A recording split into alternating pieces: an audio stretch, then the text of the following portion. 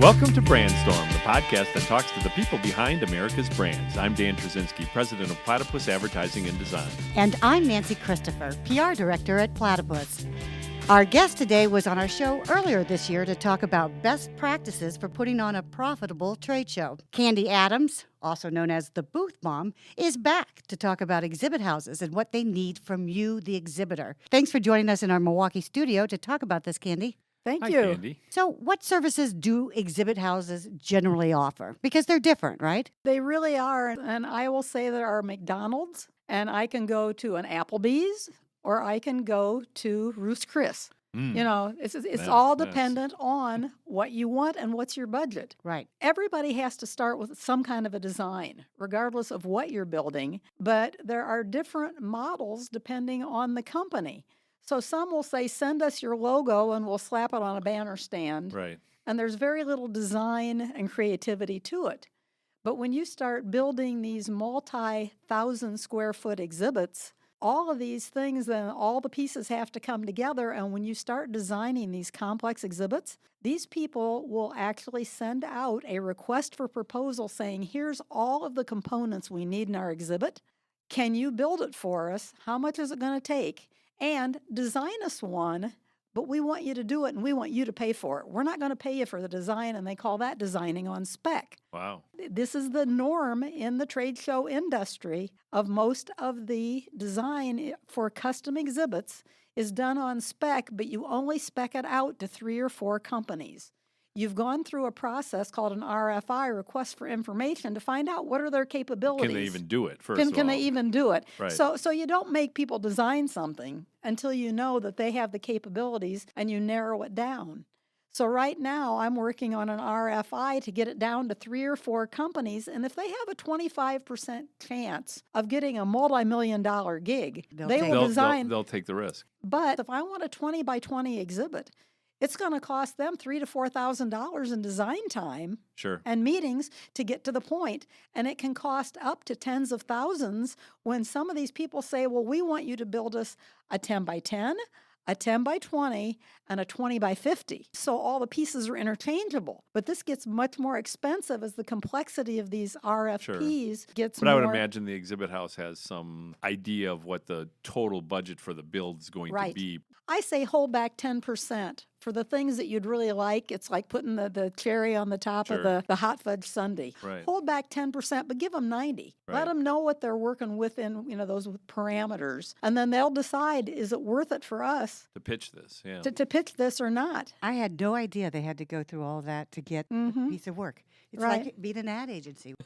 Yeah. Right now, the one that I'm working on, they figure 30% of what we are going to have built and show in the exhibit we aren't going to own. We're going to rent it from the exhibit house. So some of these are a mix and match, sort of a mishmash of what you own, what you rent, or you can also rent it from the people on show site. So now you got your RFPs. You're Three down. different- three You're different down to companies. the 3. You're down to the 3. Yes. What should you look for? Do you want to do the work, or do you just want to offload it on somebody? That's number one. Somebody's got to be watching the big picture. That's the program management. And then what are you doing for your larger exhibits? And they consider those in tiers. Tier 1 and 2 are your linears, anything from like a 10 by 20, where all of them are in a row. You're walking down an aisle and everybody's only 10 foot deep. Right. You've got your tier 1 and 2s that are the bigger ones, those up into your islands. But then what about companies that have a whole lot of tabletops? They just do banner stand pull-ups, those kind of things. Those are considered tier 3. Some of them break it out into 10 by 10s, a tier 3, and then tabletops where you're sending out some literature, some giveaways, a table drape, and maybe a little monitor to sit on the table. That will then be a tier 4. Every time one of these banner stands come back, you want to have your people pulling it up, making sure it's okay before it goes out again. Who's going to manage all these things? And there are companies who only do tier 4. And I had to find some of those, and it was hard. I found 3 of them in the U.S. that are really good at tier 4. Are you always looking? Because you've been Yes. in this business a long time, Candy. 91. And you still have to look for fresh new exhibit houses every year? Yes. I mean, there was one not far from you guys here that went bankrupt last April or May a year ago. And then all of a sudden, I mean, it was like watching vultures where all of the other exhibit houses came in to find the good people who worked there. Just because new ones are sprouting up doesn't mean old ones aren't still going out of business. But then there's show services. Do you want to order your own? I mean, I spent yesterday filling out electrical forms and drawing grids of where I wanted 5 amp and 10 amp for my next exhibit. But do you want the people in the exhibit house to do that for you? To do all that for you, but it's at a markup. Sure. I do project management either on an hourly basis or as just part of the service, that I'll do everything that you want. But exhibit houses make a whole lot of money by saying, well, we'll order all 20 amp and then we'll make 3 times as much money on the markup. I see. So you really have to know how much do we want to handle in-house and how are we going to contract them to do it. Sure. I would outsource that because we've talked about this often. I don't do numbers. And you have to be good at it. You have to watch it. And there because you go. Everybody doesn't play fair. But then there's technology. Who's going to keep up with everything that's new out there? You know, we were just talking about lenticular screens. Right. And how you can use lenticular to get 2 messages across. Right. And as people move Right. back and forth. But are you in-house up on that, or do you expect your exhibit house to stay up on the technology, on social media? Right. So are you looking at them as an agency, or are they subbing that out to an agency? How much storage do you need? We need 56,000 square feet of storage on this RFP that I'm working on right now. Wow. It's got to That be is- a big exhibit house to store that. And that was one of our first criteria. Then it was looking at financial management. Some of my clients actually just give the whole bucket of money and say, you've got this much, make it work. Right. And again, you pay for that kind of expertise and keeping you on the straight and narrow on the finances. So there's all these things you have to think about going into the RFI and RFP to even get to the right exhibit houses. I would imagine geography might come into play too, of where are they and where Yep. are your shows, from a shipping standpoint. Not only shipping, but where are your people Right. who want to come out and be there to see these things as they go up. I've got some exhibits that are so big they had to be built in 3 different exhibit houses simultaneously for a 32,800 square foot booth. Oh my gosh. So we had to get an exhibit house that had 3 of them, and we had one parameter. All of the people on the exhibit team were young parents, and they didn't want to be away overnight. We had to be able to fly to all 3 exhibit houses, get there, spend an hour there, get back to the airport, and be home in one day. My goodness. Wow. So anything else? Well, then you start getting into the behaviors. And basically, are you looking for a vendor? And to me, that's a commodity. If I want pull-up banner stands, Yeah, you can find that on You can- catalog or yeah, you- Amazon. yep, you sure can. So are you looking for a vendor that's a commodity person, or are you looking for a partner? Somebody that has a corporate philosophy that aligns with yours. Are there shared goals? Are they part of your real team? I mean, I talk to more people than not when I'm doing references. I call and check references, and these people say, these people become part of our family. We spend so much time together on site at these shows. Can you trust them? What's their integrity level? Because I'll have to say, not all of the exhibit houses out there have the level of integrity that I can work with. I just finished for this company that I'm doing the RFI, RFP right now. I did an audit. I used to be an auditor for General Motors. We did a financial audit, and it was ugly. So now we have to move on because we no longer can trust them. There was a vote of no confidence in the fact that they were making best use of our corporate assets. How creative are they? If you need a whole campaign, can you turn to them and get both the exhibit, the graphic design? Can you get the experiential stuff? Can they do your social media and get you out there? Do they know what the trends are? You have to get people that align with you on all these things.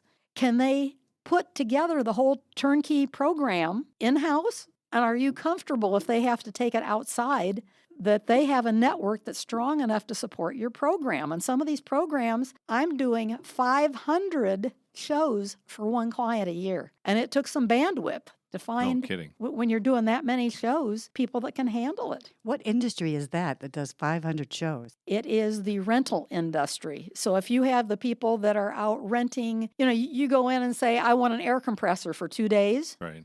Well, these people have what they call safety days, where they bring in all the people who want to learn to safely use these things, and they set up their own in-house trade shows, and they do over 500 a year just here in the U.S. And these are the That's a fulfillment lot. type things. It's the tabletop. It's having the right literature for what you're showing Sure. at that. It's having the giveaways for the people who are coming in. They were doing 540 shows a year, of which 40 were big shows. 500 of them were these small shows and safety days. You know, I've done trade shows before and worked with companies, and I've never seen this much detail that goes into something. Yeah. What does the exhibit house really need from you? Is all that really important for them to know? Well, it all starts out with you sitting down and writing, number one, an RFI. What do I need? And it was funny asking 13 exhibit managers, and the one I'm doing right now, everybody had their own hot list of where they weren't getting something from their current exhibit house. So that we had to go back and start from there. What aren't you getting that you need,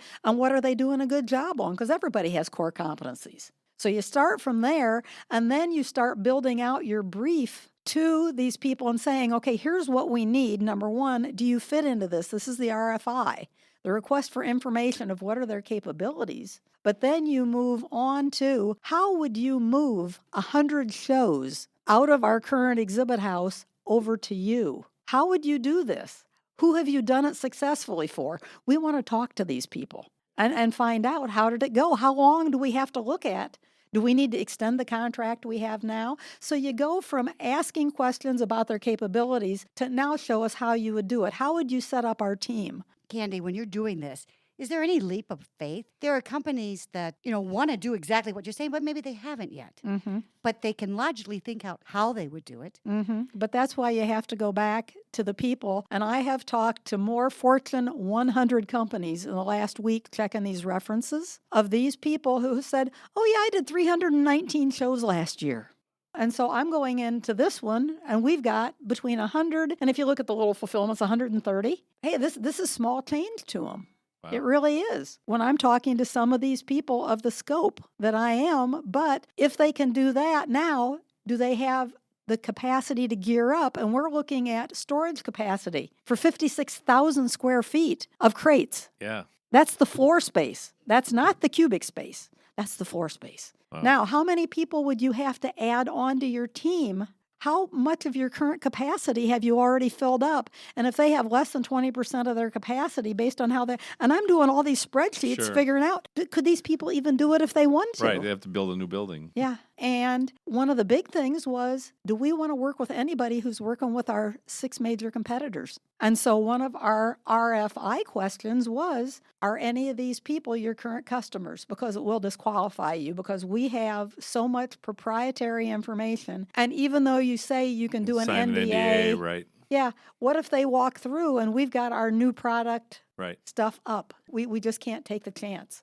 That seems like that could limit the field in some categories. does. It you know, does. Dramatically, though. Yes. We can only work with these 2 because they have the capacity, Yes. and our competitors are all working with these 5. And Uh-huh.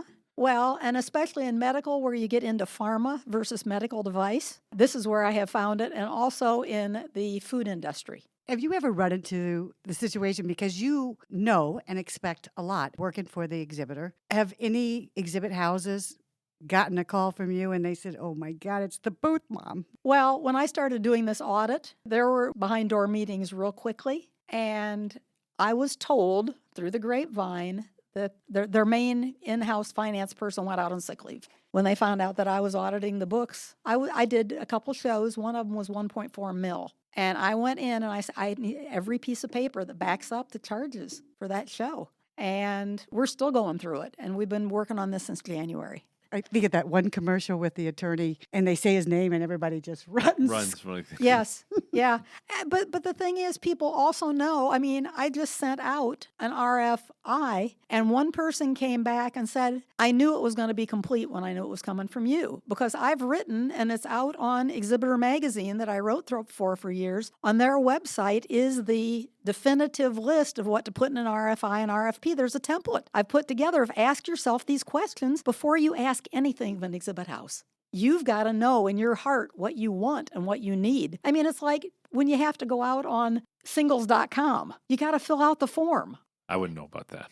Well, You've been Yeah. married I've been so married long. a long time. yeah. But literally, this is just a relationship that you have to align your values. When you're trying to get all this information together to give to the exhibit house, your exhibitors, I would think so many of them don't have this knowledge. How They do you don't. get that out of them? It's like pulling teeth. I have asked some of the same questions at least 4 or 5 times and still don't have answers to everything. Before I sent out the RFI went out, and it's all mechanized now. It all goes out from a procurement department. They mail it out. You put things in little boxes, you upload things. And if I would have printed out everything that came back on this RFI, it would have been 867 pieces of paper. That was how much information came back that I'm vetting right now. At the same time, we're trying to get it down to 3 or 4 people who have the capabilities we need. Ad agency people, too, we always talk about wanting to have a partnership versus being treated as a vendor. From the client side, how do you foster that partnership relationship? It starts out, to me, with what I think you guys would probably refer to as a marketing brief, that you need to know where I've been, where I want to go.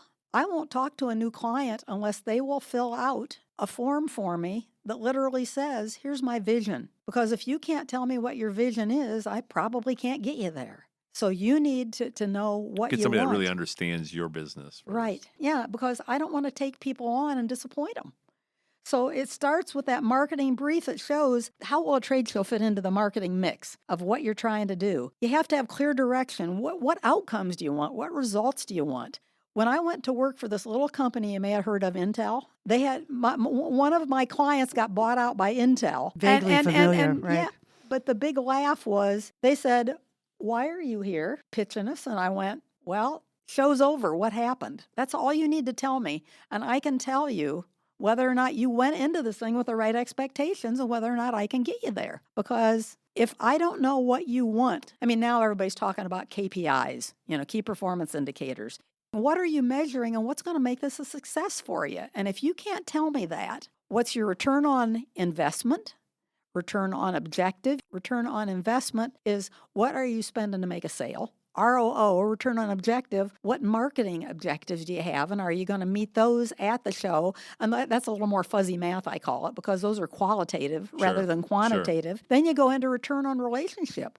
So many of these companies are in businesses where they keep dealing with the same companies over and over, so you have to keep the relationship young. Right. You have to give them a The reason. show is just that reason to connect face-to-face a couple times a year. Right, yeah, and show them what's new. Sure. Can you upsell them? Can you make them feel good about it? And now the big thing is ROX or ROE, return on experience. When the person leaves, do they have memorability? Are they going to remember what they saw, heard, or did in your booth? And if they experienced it, there's a much better chance that they're going to remember it. But then, is there enough budget to go around to make it happen? Because some of these people go into these with such pie-in-the-sky goals of what they think they can do for $2.98. And I'm going, no, this is $11 billion. When I worked for General Motors, we had 2 numbers. Nancy, man. Yeah, and these people are on the wrong end of that spectrum. They don't know what it's going to cost to do this, and all those numbers are out there, but you got to know where to dig on what's it going to cost per square foot to build an exhibit, and right now it's about $165 a square foot. Okay. This sounds like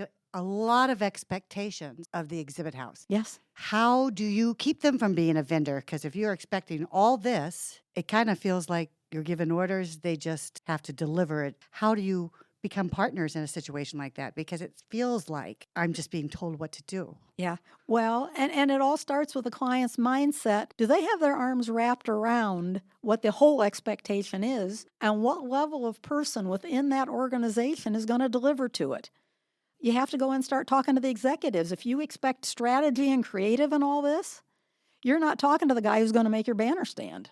Right. So then what is their project management team? Who do they have who can look over all these shows and go, well, I see some economies of scale here. I see where if we had this in our Vegas office versus our Atlanta office, we could do this better. You get those people with that logistic, but still strategic background. Then it's like, okay, who can decide how do we design this thing so it takes less hours to put it together on the show floor? So you've got the design aspect, but everybody's a specialist in these things if you start out with the right mindset of what are my expectations. But it's garbage in, garbage out. It really is. If they don't know what they want, you sure aren't going to be able to get it out of these poor exhibit houses. And that's why I wanted to talk. And then, Nancy, the last time you and I talked, to me, this is so important because people don't think through these things. It's just like, well, I'm going out and hire an exhibit house. And I go, it isn't that easy. If it's going to be a true partnership and it's going to be successful for both of you. And if that exhibit house doesn't have all those expectations, they may take some liberties to do it the way they think it should be done. Most definitely. And not all of them will excel in all areas. I have done what I call constructive tutoring with exhibit houses saying, okay, there's somebody who does this really well. Maybe you ought to bring them in for a show or two and outsource that part until you get it down pat. Most of them are willing because they know they'll learn and then they can add it to their portfolio. So how can you make sure an exhibit house understands your brand, your messaging, products, goals, objectives? As a branding company, we've designed booths and exhibits and worked with clients on that end of it, but then had somebody else execute, right? What that's been. Or if you're not working with an agency, basically, how do you make sure that the people that are going to execute get who you are? And I have to say that I always go back to the old, a picture's worth 1,000 words. And in some, I'd say 100,000 words of this was a miserable fail. This was a success. Here's an advertising campaign we did that we want to basically have it have the same look and feel. How are we going to incorporate it and have people understand the whole brand, that perception of who you are and who you want to be, and when they leave there that they feel that they got it. And that's where having an agency like you guys involved in this process and saying, okay, here's what we've got. Can you help us clean it up? I worked recently on a video for a company that had never done a trade show before. We wanted a 2-minute video that said, you're going to love this, union benefits.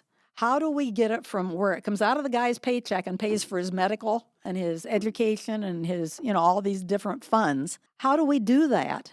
And we did a 2-minute video. Basically, we storyboarded it on Excel of what we wanted the message to be. And then we gave it to a branding company that worked inside the exhibit house that was building it.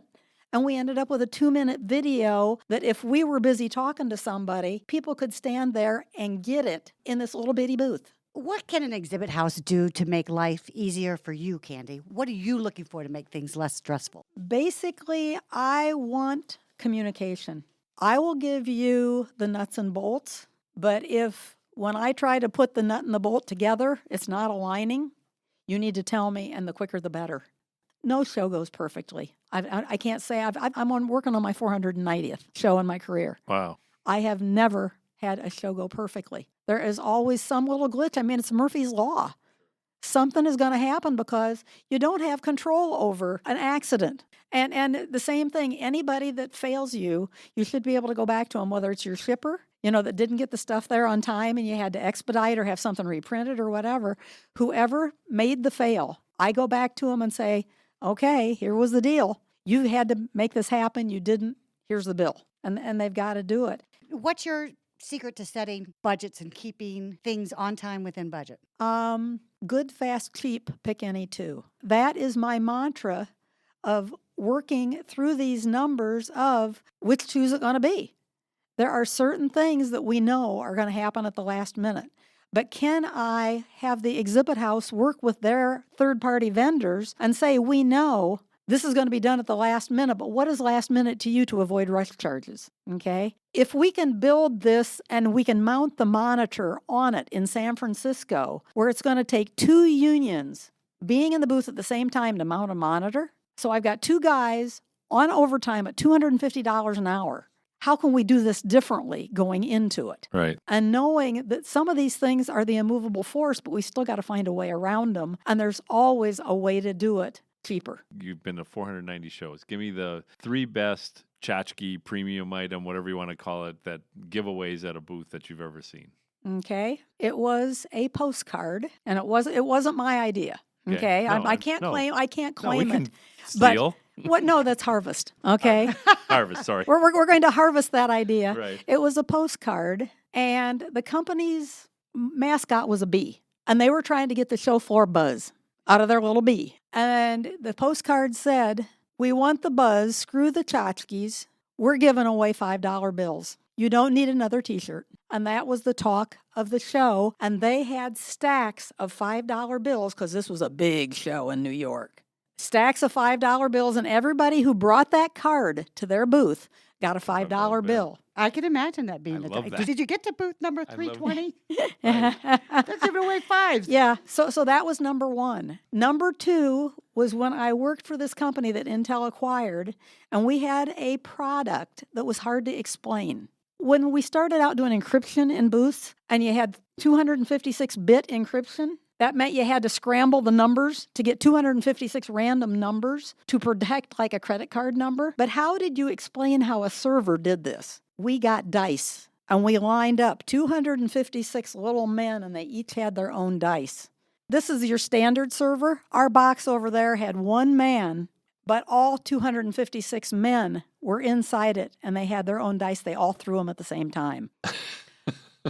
Our giveaway was a stress ball that was red dice. Remember, next time you don't want to wait for this long transaction, because this was a .com boom. Sure. We were trying to speed everything up. So we did. So that was a great one. And I recently saw one, and it was basically how to suspend yourself above your competition. And they had one of the little, and I don't know which one it was. Was it Siri? Was it? You talk to the thing, and it's a smart app in your house, right? Okay. Okay, but it was the Alexa. speaker, the Alexa type thing. Okay, right. It was suspended on a magnetic field, and you had to get it right in the middle. But if you wanted to win this expensive speaker system for your house, you had to set up a 10-minute meeting with this company. And it was a promotional company. It was one of my clients. But how do you suspend your tchotchke above everybody else's? Yeah. You do it with this floating thing. That's cool. And so that one, I mean, she had the whole campaign thing going.